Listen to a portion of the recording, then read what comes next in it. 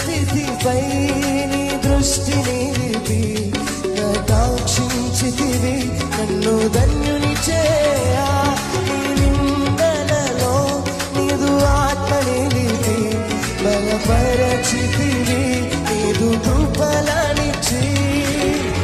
రక్షణ గలవాడా ఆదరణకర్త పరిశుద్ధాత్ముడా నన్ను హెచ్చించినావయ్యా. రక్షణ గలవాడా ఆదరణకర్త పరిశుద్ధాత్ముడా నన్ను హెచ్చించినావయ్యా.